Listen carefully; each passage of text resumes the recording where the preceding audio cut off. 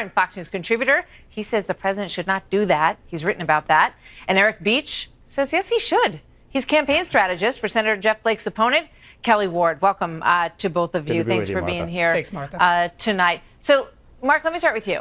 When you look at this and you look at what the president's saying, he's angry that they haven't been able to pass his agenda. They haven't been able to get health care through. Who knows what's going to happen with this tax reform thing? Then you've got Paul Ryan saying, well, we really can't do anything except a CR or just get the debt ceiling done. And then later down the road, we're going to get to the budget and real tax reform. People say, what is taking so long?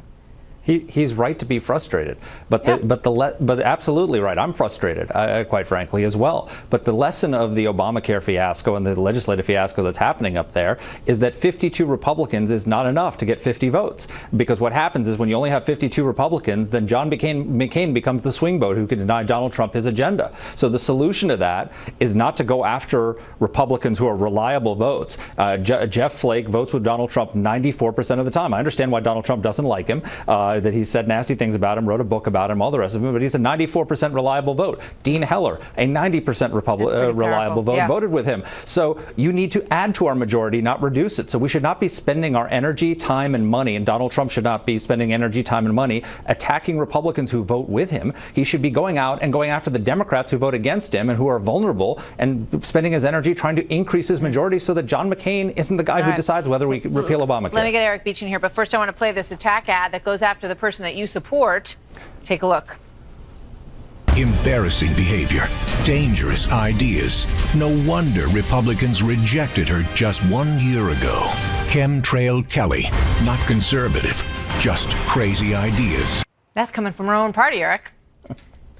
Yeah, look, Martha, Donald Trump won in November because he understood more than anyone the people's agenda. That included more jobs, better trade deals, and really most importantly, to secure our border and building a wall. And a few senators, not all of them, but a few of them, have undercut that agenda. Most notably is Jeff Flake. Jeff Flake, didn't even vote for Donald Trump, has profited off a book writing about Donald Trump. And so I think the question I ask Marc and many others is, why wouldn't we support a candidate that really has the will of the people behind her? And that's Kelly Ward. So I look at it where the Republican Senate leadership has a real opportunity to really be the open party, open tent party. We should invite people that really are in line with the people's will and really this Trump coalition agenda. This isn't your old Republican Party in 2004. This is something that people can get behind, and Kelly Ward is that candidate. So I ask that question to Marc and others. Go ahead, Marc. Sure, I'll answer Marc, it. I'll answer it. Number one, first of all, you got to get Donald Trump support because he pulled back from endorsing her on Monday at that rally in Phoenix and was meeting with other candidates.